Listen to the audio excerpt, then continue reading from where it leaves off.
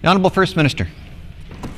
Thank you, Mr. Speaker. 125 years ago, in 1891, the first Ukrainians made their journey to Canada in search of freedom from oppression and opportunity for a better life.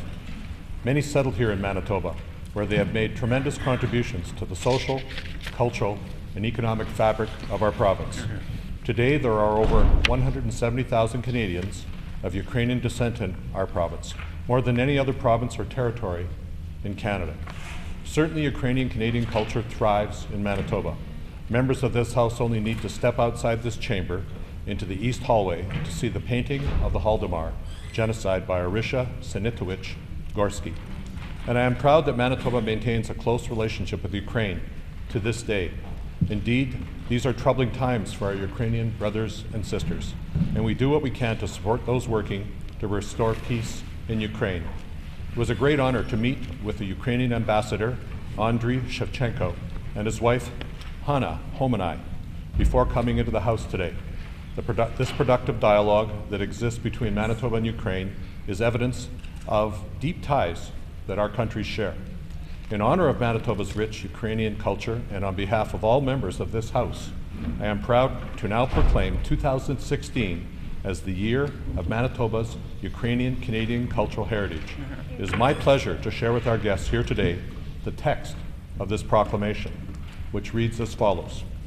Whereas 2016 marks the 125th year since the arrival of the first Ukrainians to Canada, and whereas Ukrainian Manitobans have greatly contributed to the province of Manitoba, initially through agriculture, forestry, railways, and mining, and presently in most professional fields of the workplace, and whereas Ukrainian Manitobans assisted in the creation and promotion of multiculturalism in Canada and in Manitoba, and whereas Winnipeg was the first major urban centre of Ukrainian Canadians, where many of the earliest religious and cultural institutions were founded, including the Canada-wide coordinating body known as the Ukrainian-Canadian Congress, established 75 years ago, and whereas Winnipeg is the first city outside of Ukraine to dedicate a statue honoring the bard and freedom fighter of Ukraine, Taras Shevchenko, built on the grounds of the Manitoba Legislative Assembly by the Ukrainian-Canadian Congress, and whereas 2016 marks the 55th anniversary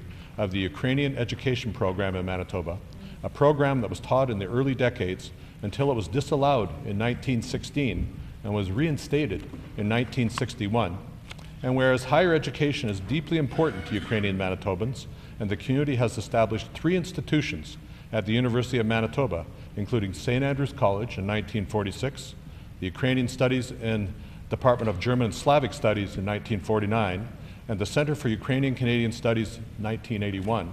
And whereas Ukrainian Manitobans have contributed to Manitoba's rich cultural heritage through the arts, including choral and instrumental music, folkloric and performing dance, fine art, fiber art, literature, architecture, libraries, museums and archival collections, and cuisine.